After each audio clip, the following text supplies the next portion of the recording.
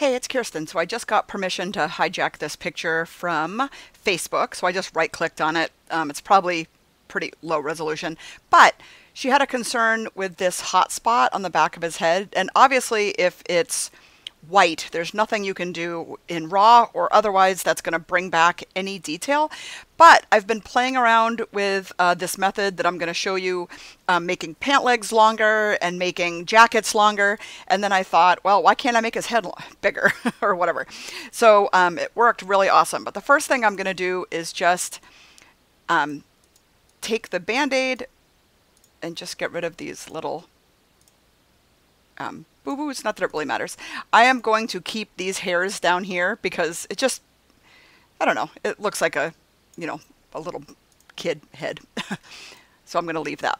Okay, and the only other thing I'm going to remove is this little scrambled up hair right here because the light just kind of hits it funny.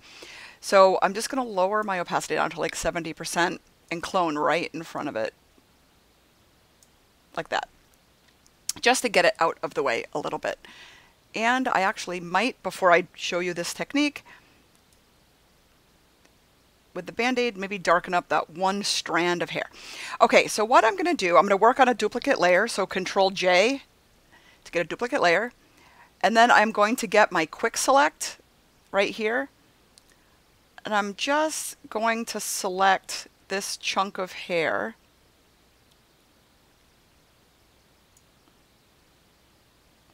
Like that. Let me see if it matters if I can just make it a little bigger here.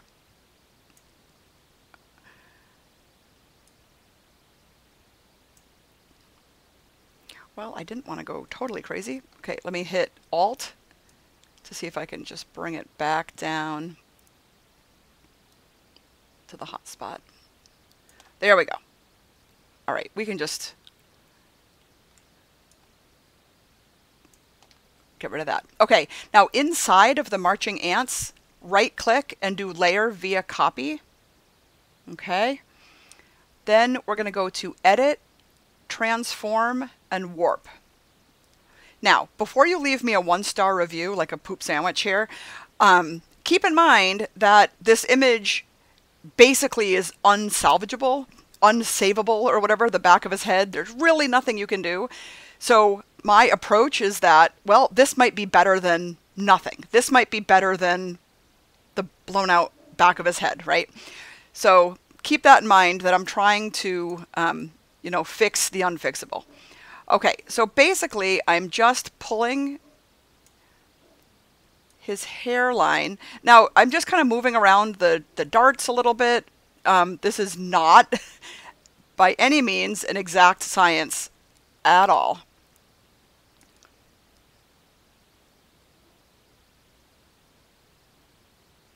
So I'm just kind of, my God, Wilson's barking in the backyard.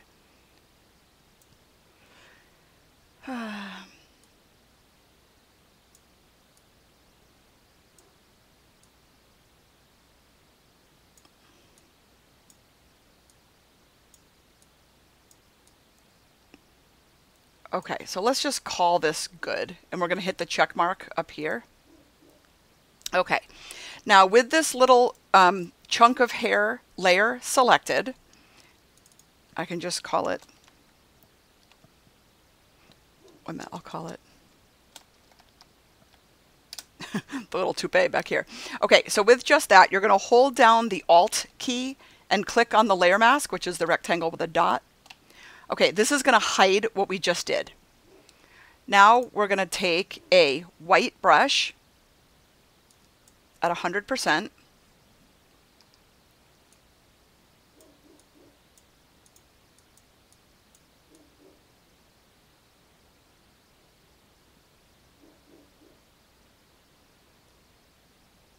Oh my God, Wilson, quiet.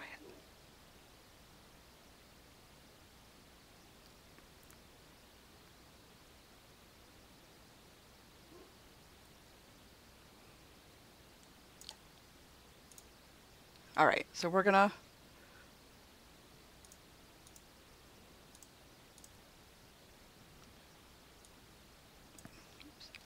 I go back and forth between the black and the white.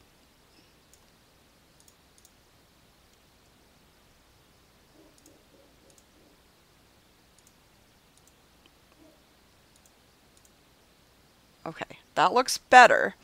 So what I'm going to do now is I'm just going to flatten this because I'm a flattener. I see one little piece of hair. I'm going to get the Band-Aid again. Just kind of blend in that one little hair. Okay, that looks good. I'm going to go filter and liquefy. And I'm just going to kind of, you know, anything that I warped out kind of funny, I'm just going to kind of move around right here. Another thing you can do is hit the freeze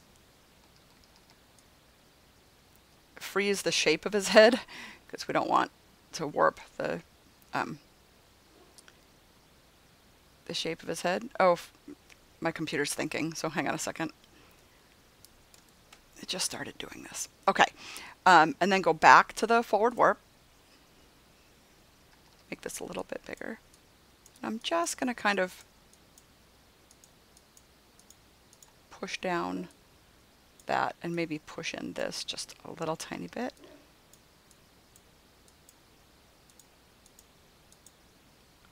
And then we can thaw that out.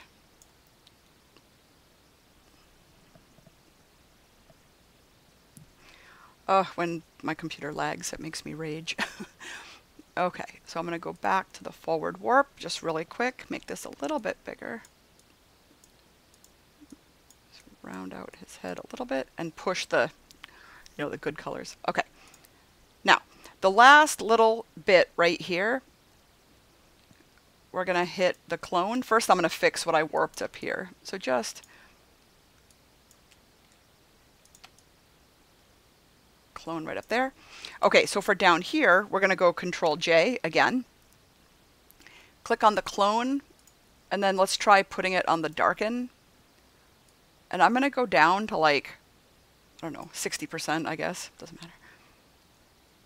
Click on some good color, maybe right here. Just lightly do a couple little clicks down here, just so it's not like stark white.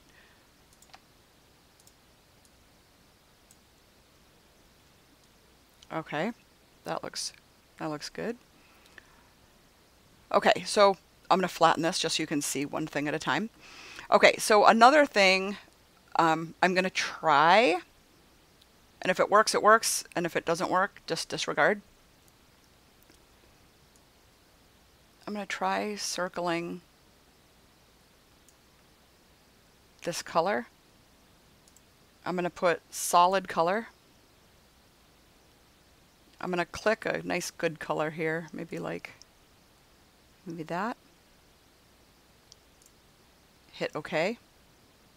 We're going to change the blend mode. I think soft light looks good, maybe.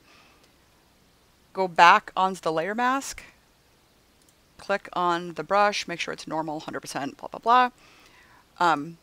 We can actually hit X, make it black, and get rid of the sample here, and then make it white again. I think I might try to bring it down to like 40%. And I'm just going to kind of blend in the shadows a little bit. Or the discoloration from where I warped it.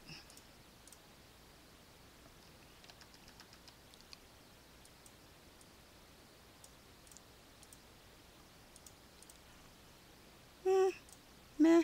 Let me see. I'm going to lower down to like 40%. Just lightened it a little bit. I guess that's okay. Let's try this. Control J, just put a duplicate layer so you can keep seeing what I'm doing. Let's try, for the hell of it, clone on the lighten mode really low, like, I don't know, 40%.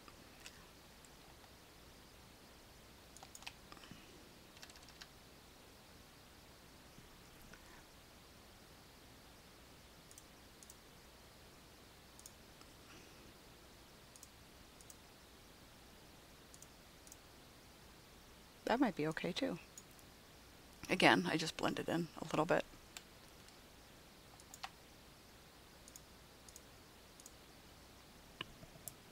Anyway, maybe one of these techniques will work for you. I think that looks better considering it's just, you know, a fun picture. But anyway, good luck. I hope something works out for you.